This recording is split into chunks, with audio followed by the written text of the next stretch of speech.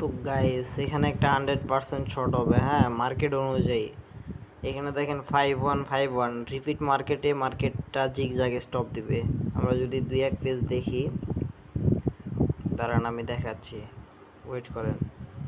এই যে দেখেন 5151 মার্কেটে কিন্তু 5151 মার্কেটটা জিগজ্যাগ স্টপ দিল, কারণ একটু আগে আমি মার্কেটের সাথে পরিচিত ছিলাম। দেখেন মার্কেটটা একটু আগে কি করছে, এই যে দেখেন 0505 স্মল বিগ দেখেন 3 নাম্বার পেজে কিন্তু বিগ। তাহলে কি হলো, এটা জিগজ্যাগ ভেঙে দিল, এটা দেখলেন।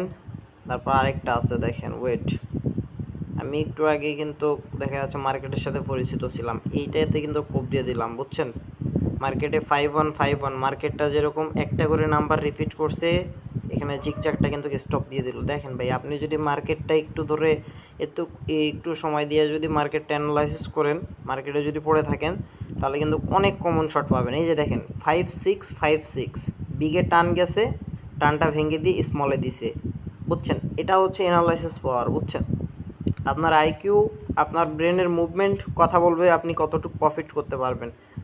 তো মার্কেট অ্যানালাইসিস এভাবে করতে হয়, এভাবে অ্যানালাইসিস করে ট্রেড নেবেন, হাতে গোনা কয়েকটা ট্রেড নেবেন, 100% প্রফিটেবল হতে পারবেন, একটা রিয়েল ট্রেডার হিসেবে কাজ করবেন, হ্যাঁ।